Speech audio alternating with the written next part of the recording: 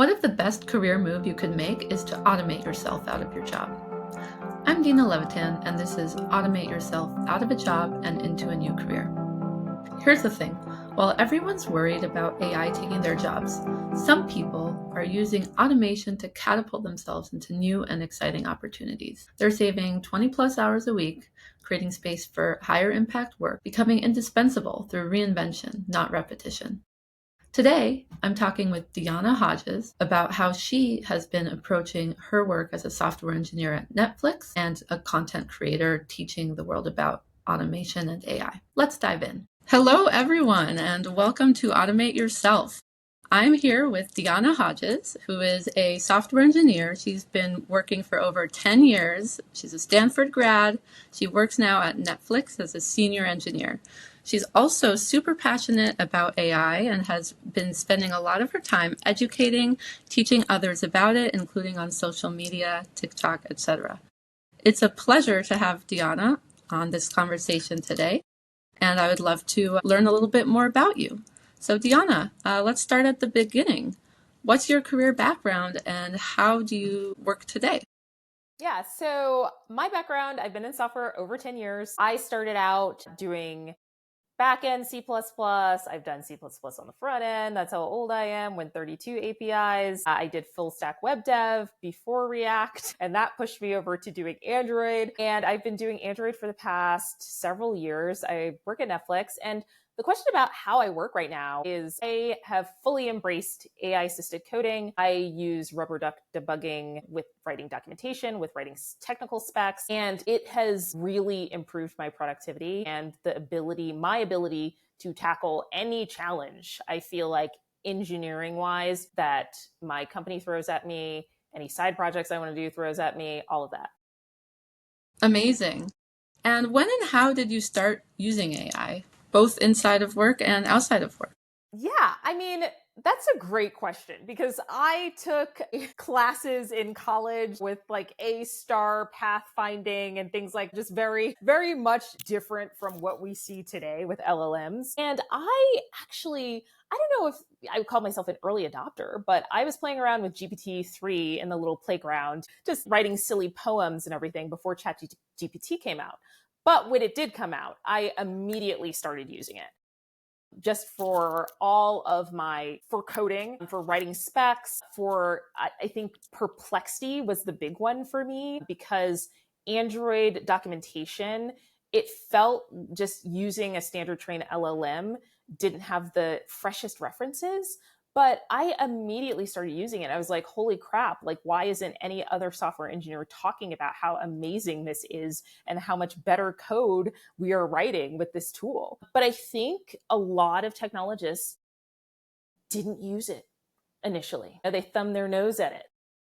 Definitely. So when you first started using AI, it sounds like you felt a lot of emotions. Can you tell me more about that? I think one of the primary emotions that people feel is fear. Like, okay, this thing is writing code better than I am. This thing is writing essays better than I am. What role do I have in society? But I felt enthusiasm. To be honest, like I was kind of, old, grizzled software engineer, kind of getting bored. And, I was ChatGPT came out, when was it? Was it late 2023? Yeah, that I was think public launch. around that era. Yeah. And by that time, I was kind of burnt out and not really excited about tech. And it renewed my enthusiasm because it just unlocked the potential to get anything done for anybody with minimal knowledge of coding. I totally buy the idea of the one person unicorn company, AI assisted, AI agent run company. Yeah, I've heard a lot of people talking about the autonomous business as a new concept, growing bootstrapped and growing really big and scaling with AI. So Yeah. cool to see that. Yeah, I totally agree that I've been hearing a lot of folks being worried, skeptical, and not approaching with the excitement that I'm seeing from you. So I'd love to hear a little bit more about that environment and what you experienced around you as you've started to become more transparent about AI. So you're working at Netflix. People are a little bit scared or nervous. You're starting to use these tools. What is that like? it like? So, it's funny because I'm very grateful to work here because and here, I'm in the mountains. I'm in North Carolina right now. I don't work physically there, but remotely because they allow us to use so many tools. They give us the option of choice. They didn't come down with a mandate. You can only use this one model that we have sanctioned from our security team. As long as we're acting within reason and not opening ourselves up to, AI prompt injection attacks, we can use pretty much anything. And what it's been like is I've tried to start discussions about AI in the past with like my smaller team, and people are like, yeah, we're kind of using it, but nobody's really sharing, hey, like I did this and I was amazed that, Claude was able to solve this bug, or I had this regression when it came to animations and our snapshot testing. I mean, these are real examples, and I just put in the GIFs for both those snapshots, the before and after, and Claude fixed it for me, fixed my animation bug. Like, I didn't see any of these examples being shared. And I think what really motivated me was there was a survey done, and people were saying that AI was not helping them save any time. And I'm like, okay, there is a serious gap between how I'm using AI and how you guys are using AI. And why don't I try to personally level up the team and share the knowledge, right? So this is actually very recent. I held a little workshop because I figured out how to install Claude Code via our proxies and everything. And I was like, okay, I know nobody on my team is using this. None of us 70 plus Android engineers, besides like 2 people I know of who are using Claude Code, one of whom is me. And I want to share like the exact steps for somebody who's working in our code base, how to install it and how to get up and running, and have tons of examples of how I am personally using it. Even if it's small as something as, hey, Claude Code helped me solve this merge conflict. And I copy and paste literally my conversation, because this is the real sauce and meat. Because people talk about using Claude Code and the amazing things it can do, and copying and pasting claude.md files, which is useful and fine.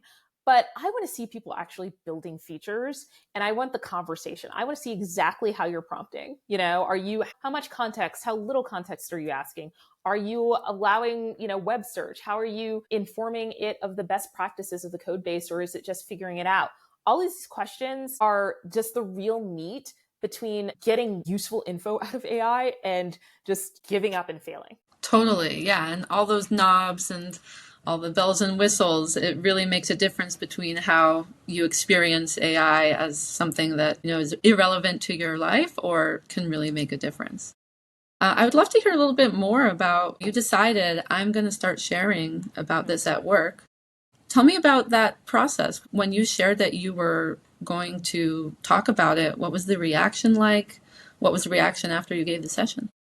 Oh, yeah. So I started with just a little tiny pair programming session. I was solving a bug, and I was like, hey, here's a Google Meet link. Like, drop in if you want to pair with me and Claude. Right. And a few people attended, and they found value out of it. They were like, Deonna, you should record these, or one of them said that you should present and record at the biweekly meeting where we all get together in a room and people share whatever they care about. I just decided to do it. I'm like, hey, this is good enough signal for me to actually take the time to like write something out and walk people through. And it was a working session because, to be honest, like maybe this is a hot take, but I find most engineering presentations at the corporate level like very dry, very unactionable. And I'm like, give me the TLDR. This can be a lightning talk. Like, we don't have to get this far into the weeds. I'm not even working on the same stuff you're working on. I just want to get the gist. And I wanted to turn it into something actionable. I'm like, we are going to literally sit down, all of us, all 70 of us, or however many people were in that meeting, and install Claude Code.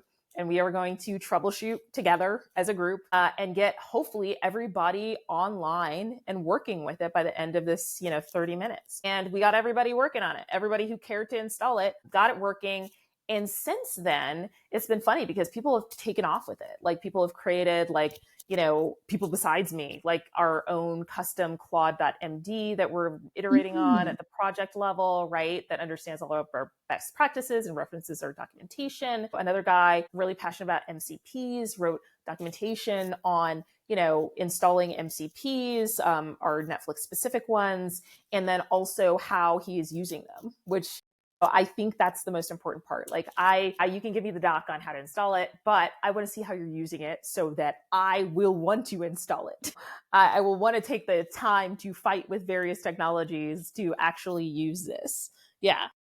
Exactly. Yeah, that makes sense. And I think with a lot of these things, we're still on the edge. It's not extremely easy or user friendly to Mm-hmm. figure out how to use an MCP. And Yeah. so it takes that initial hump to get over that, to start to use it and to see the value. Oh, yeah. You said that your day has really shifted now that you're using AI. And I'm curious what it looks like. You're automating yourself, you're doing more with automation. How is that saving you time? And how has your use of it positioned you differently within your team or opened up new opportunities? Yeah, that's a really good question. How I'm using it is I'm using it to write docs that are crystal clear to other members of the team. I'm using it to analyze code bases I'm unfamiliar with so I can onboard really quickly. I'm using it to, create a presentation that I have to deliver in a couple weeks to just basically, I can literally say, hey, scan the architecture of this module for this project that I am working on and explain it in plain English to an audience who does not work on Android. Like, these are literally the queries that I'm asking in order to generate, I guess you could call it content in a way, for work. And it's saving me so much time because, like, literally I just did a task writing to our entire UI engineering and product team instructions on how to dog food this big project that we're working on. I pump it into Claude, and then Claude will write a very well structured document based on all of the dog fooding information from all of our platforms that we built. Like, these are just things that I would have taken probably a couple days to do that I can accomplish in 15 minutes, 30 minutes, right? And it's, as far as new opportunities, I definitely want to be a conversation starter at the very least. So it's funny because a guy on my team, he ran into an issue with Claude Code. He just couldn't access, he was getting API errors or something. And he just mentioned me, like at Deonna. I was like, okay, I guess I am the troubleshooter for this now because I told everybody how to use it, right? And install it. But I love that. I love being seen as somebody who has some knowledge and expertise on this. But at the same time, I want everybody to be inspired to develop the knowledge and expertise. It's about leveling up everybody and knowledge sharing. So I do things like share every day in Slack, hey, this is what Claude helped me do today, and it saved me time. Hopefully people find it useful because I think it's at the very least a conversation starter. People reply, people react emoji, and it's on their radar to keep using it. Well, that's amazing. And from everything I hear, it sounds like you're really showing up as a leader. You're instigating, as I call it. You're instigating interesting conversations and learning for a lot of people. So that's really great. It sounds like, in addition to the work that you're doing internally, you've really started stepping up, your leadership outside the company and sharing your knowledge with more of the world. Starting with the internal reinvention journey, you're starting to be more transparent about how you're using AI, but then you start doing more content creation, a little bit of side projects. How did freeing up time with automation change what you did with your mental space? Yeah, I mean, it's just, I think before AI, I don't think I would have been able to tackle any of this. It would be I don't have time for a side project. I don't have time to ramp up on Next.js because I do Android primarily, right? And with LLMs, I do, right? I can ask an LLM and to fill in any knowledge gaps that I have. For content, it's okay, I can use Dia browser to literally interact with a news article that I'm reading to brainstorm how I can convey this information that I find valuable to other people on social media, right? And it's just infinite, right? Literally, I am constantly using it. Yeah, because it's just empowered me. It makes me feel like I can do anything now, Yeah, and learn anything. Yeah. totally. And you're learning and you're doing new things. And in fact, when we first chatted, you told me that you started out as a ghost on social media, but now you're creating viral content. How did that evolve, and what was that like? Yeah, so it's funny because I have come to learn. It's not like I was one of those social media haters. I wasn't like, oh, you're so shallow, you have Instagram. It's just, I didn't have that habit, right? I was the person with Instagram, I would look at a post and forget about it for 3 months. And just because it wasn't addictive to me. Maybe it's because like I'm an elder millennial. So I grew Nice. up without the device, right? I had the Razor phone when I was like 20 years old in college, right? And so I was inspired, I think, by some of the creators. Sabrina Ramanov, of course. There's a guy locally who started creating AI content. He was using it to drive traffic to his SaaS. And he's like, yeah, I got 40,000 followers in like 6 months. And then paid subscriptions. And I was like, okay, this is clearly working out for you. So I started out just, hey, let me make content because it's a forcing function to stay current on whatever it is like that I find interesting about AI. So to stay current, to teach, because it reinforces like my own knowledge, and just to connect with other people who find this stuff interesting, because like it's actually surprisingly, unless you probably live in San Francisco or somewhere, hard to find people outside of these tech hubs who are just really passionate about AI. And I wanted to connect with those people. Yeah. Nice. Were there any moments that you kind of were unsure about the path or you doubted it or I mean, the doubt, not really, because I didn't have real like goals. I didn't want to be like, oh, I want to be a million follower influencer in AI and I want to do tons of brand deals. But I just literally just wanted to see if I could do it and stay consistent, which I've been kind of consistent, pretty consistent. yeah, you've been creating a lot of content and so that's awesome. So you're doing live coding sessions at work, you're doing viral content on the side, you're working on projects. How has automating yourself changed how you think about your career, your skills, maybe even your professional identity? Well, automating myself has definitely forced me to think about what can versus can't be automated, right? And I am over indexing in ramping myself up and my own skills into things that can't be automated, right? So that is relationship building. Interpersonal relationships are so important, especially in tech, and underestimated. And I work on building relationships with my people who are on my team, who are outside of my team, so that, potentially, who knows, people cross paths down the road.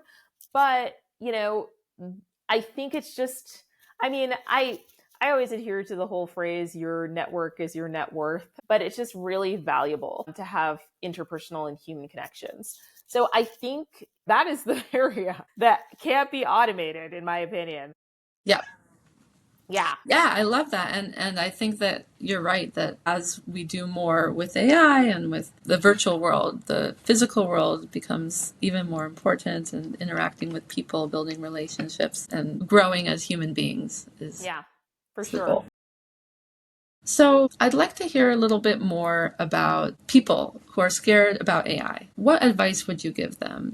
That maybe they think AI is going to take my job or that, they don't know what the future holds for them. What would you tell them? I mean, if you think AI is going to take your job, you should definitely be using AI because, there is right now an arbitrage opportunity. AI has not taken your job yet.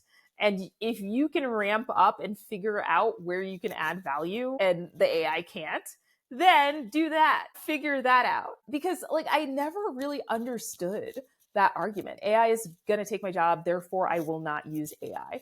Like that the logic there just doesn't work for me because you don't even know what you're scared of if you're not an AI power user until you actually look at it and use it and you're like, oh shit, okay, where I'm gonna have to become, I don't know, a Moliere or something that AI can't do.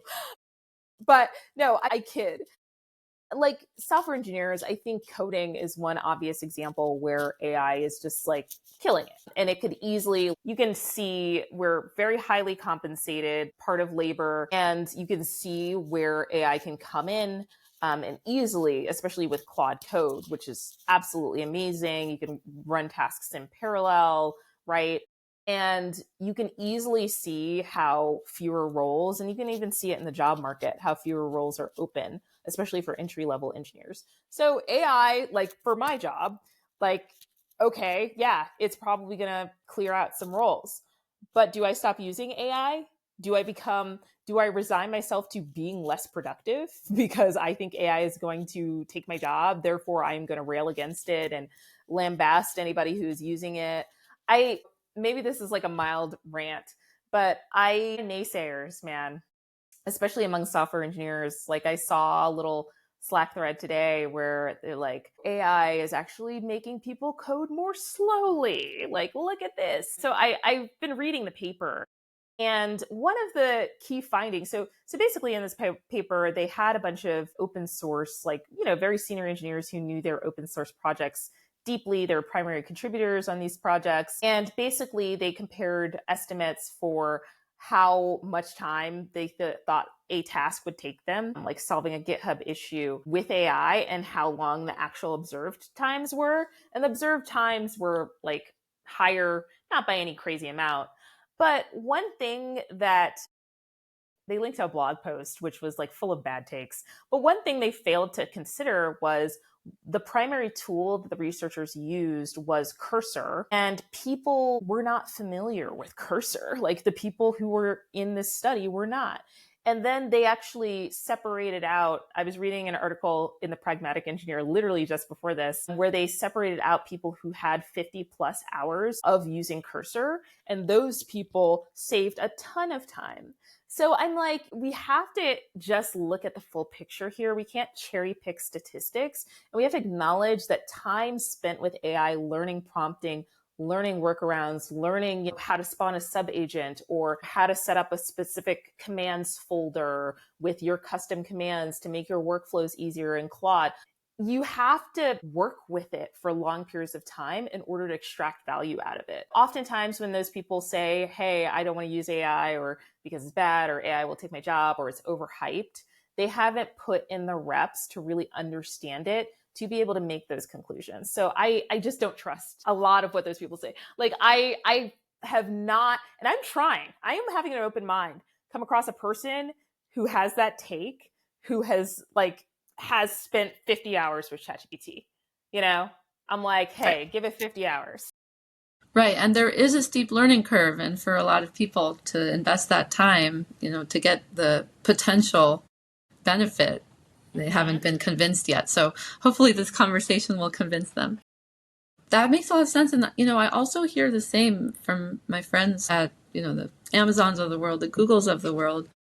I ask them, how do you think your job will change? And I hear things like, I don't think it's going to change at all. I think, nothing big. I don't know about LLMs. So I think that there's definitely like a very big bifurcation between people who have put in those reps, as you said, versus the people who are kind of new, not in that world. Well, I would love to hear about anything that you're excited about, something you're building, something you're learning.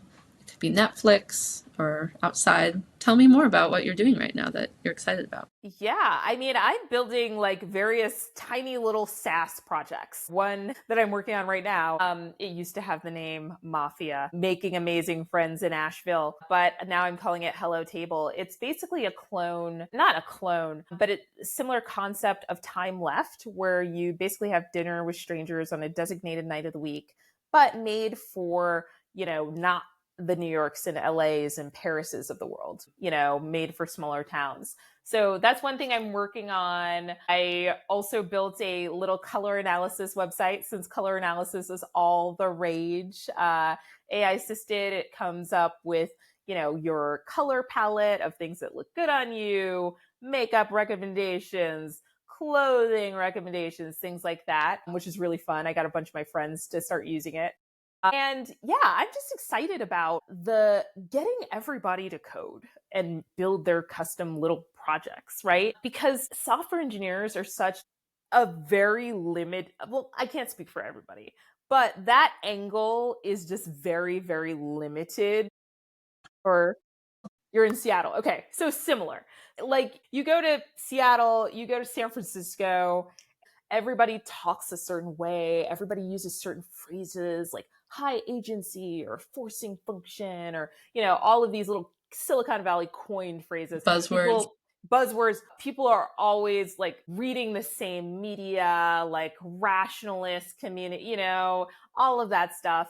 And I'm like, okay, these are the people who are building the side projects.